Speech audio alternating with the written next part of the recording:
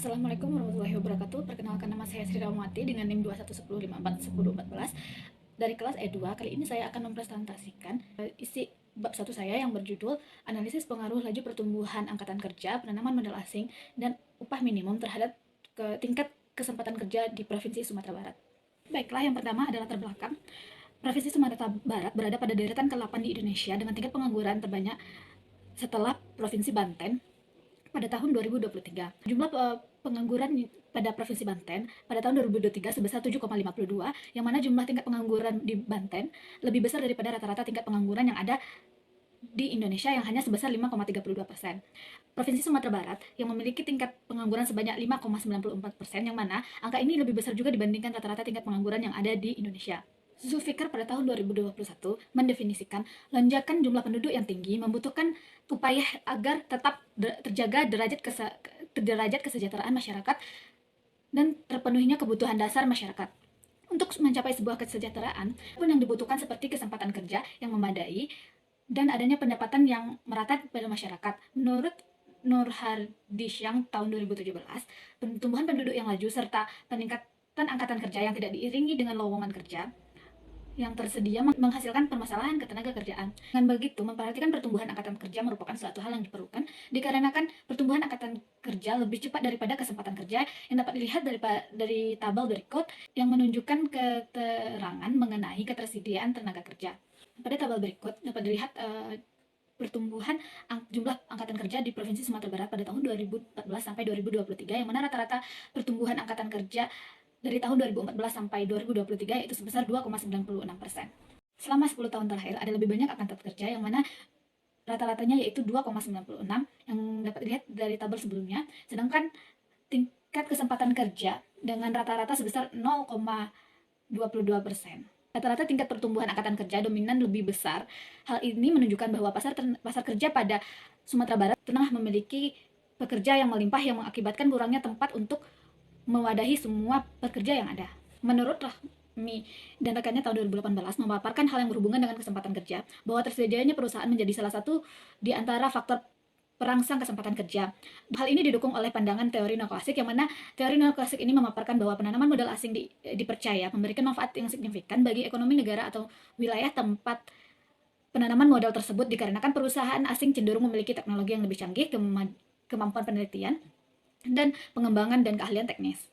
Dampak positif penanaman modal asing terhadap ketenaga kerjaan ditemukan pada penelitian Hong Tian Nguyen et al. 2024 yang menunjukkan bahwa penanaman modal asing berpengaruh positif terhadap ketenaga kerjaan di negara-negara Asia Pasifik. Hal ini diperkuat oleh penelitian Surong et al. Tahun 2020 yang menunjukkan bahwa penanaman modal asing berpengaruh positif terhadap lapangan kerja yang ada di Cina. Sementara itu, berbeda dengan penelitian yang dilakukan Tugu Fajar Saputra et al. 2021 yang mengungkapkan bahwa penanaman modal asing berdampak negatif atau tidak berpengaruh terhadap tingkat kesempatan kerja pada Provinsi Banten. Kebijakan pemerintah yang sering digunakan untuk menaikkan tingkat kesempatan kerja selain dengan investasi, yaitu dengan adanya kebijakan upah minimum. Menurut teori efisiensi, adanya upah minimum bertujuan untuk menambah produktivitas kerja yang akan mendorong naiknya produksi pada suatu perusahaan yang akan beriringan dengan bertambahnya permintaan akan pekerja. Dengan demikian, upah minimum bisa memperluas kesempatan kerja. Dalam penelitian yang dilakukan oleh Max tahun 2024 menemukan bahwa dampak upah minimum terhadap lapangan kerja dari sektor tata rambut berpengaruh signifikan terhadap lapangan kerja pada sektor tata rambut. Hal ini juga sama dengan penelitian yang dilakukan oleh Farah Eka Wahyuni et al. Tahun 2021 yang mengungkapkan bahwa upah minimum provinsi signifikan berpengaruh terhadap kesempatan kerja pada Provinsi Jawa Timur. Namun, pada penelitian yang dilakukan oleh Ismail tahun 2024 menemukan bahwa dampak kenaikan upah minimum tidak berpengaruh atau tidak signifikan terhadap tingkat kesempatan kerja pada negara Amerika Serikat. Berdasarkan uraian di atas, maka dari itu peneliti tergerak untuk meneliti pengaruh laju pertumbuhan angkatan kerja, penanaman modal asing, dan upah minimum terhadap tingkat kesempatan kerja. Untuk itu, penulis memberi judul penelitian dengan judul Analisis Pengaruh Laju Pertumbuhan Angkatan Kerja, Penanaman Modal Asing, dan Upah Minimum terhadap Tingkat Kesempatan Kerja di Provinsi Sumatera Barat. Baiklah, berikutnya yaitu rumusan masalah. Berdasarkan latar belakang di atas dapat membantu penulis dalam merumuskan masalah seperti berikut. Yang pertama, bagaimana pengaruh laju pertumbuhan angkatan kerja terhadap tingkat kesempatan kerja pada Provinsi Sumatera Barat. Yang kedua, bagaimana pengaruh penanaman modal asing terhadap tingkat kesempatan kerja yang ada di Sumatera Barat. Yang ketiga, bagaimana pengaruh upah minimum terhadap tingkat kesempatan kerja di Provinsi Sumatera Barat. Baiklah, selanjutnya itu tujuan penelitian berhubungan dengan identifikasi masalah yang ingin dibahas. Oleh karena itu, tujuan penelitian ini yaitu agar memahami pengaruh laju pertumbuhan angkatan kerja terhadap tingkat kesempatan kerja pada Provinsi Sumatera Barat. Yang kedua, agar dapat memahami bagaimana pengaruh penanaman modal asing terhadap tingkat kesempatan kerja pada Provinsi Sumatera Barat. Yang ketiga, agar dapat memahami pengaruh upah minimum terhadap tingkat kesempatan kerja yang ada di Provinsi Sumatera Barat.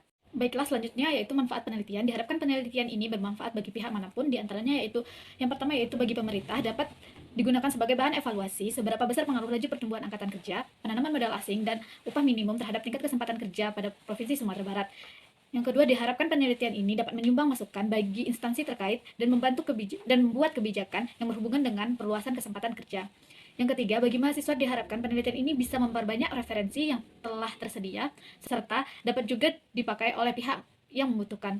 Diharapkan juga penelitian ini dapat menyumbang gagasan terkait ilmu ekonomi dalam memahami bagaimana pengaruh laju pertumbuhan angkatan kerja, penanaman modal asing, dan upah minimum terhadap tingkat kesempatan kerja pada Provinsi Sumatera Barat.